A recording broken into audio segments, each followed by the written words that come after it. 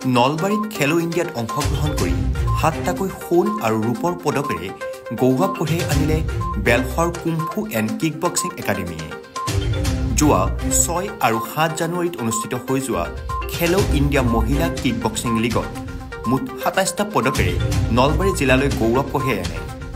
ইয়াৰ ভিতৰত নলবাৰীৰ Belsor kung fu and kick boxing একাডেমীৰ 7গৰাকী ছাত্ৰীয়ে সোণ, ৰূপ আৰু ব্ৰঞ্জৰ পদক লাভ কৰিবলৈ সক্ষম হয়।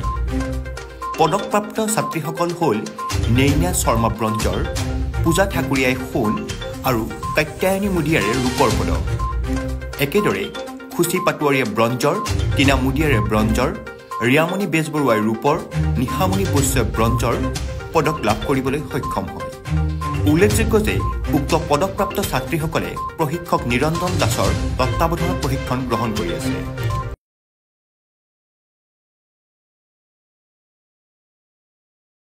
যোৱা 6 আৰু 7 জানুৱাৰীত ডিব্ৰুগড় চকিডিঙিত অনুষ্ঠিত হৈ যোৱা খেলো ইণ্ডিয়া মহিলা কিক বক্সিং লীগত নলবাৰী জিলাৰ বেলশৰ গাঁৱৰ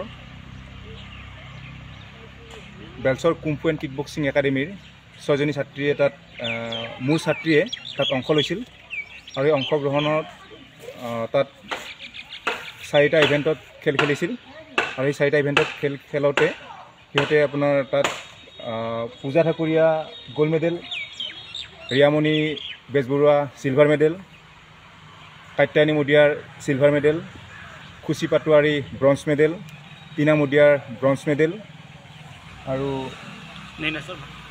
নেইনা শৰ্মা ব্ৰঞ্জ মেডেল আৰু আপোনাৰ নিশামণি বৈশ্য ব্ৰঞ্জ মেডেল, এইকেইটা মেডেল পাবলৈ সক্ষম হয়।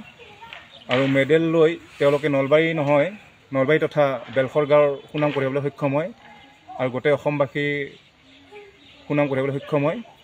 আৰু তেওঁলোকে মোৰ তত্বাৱধানত শিকি আছে আৰু আগন্তুক দিনত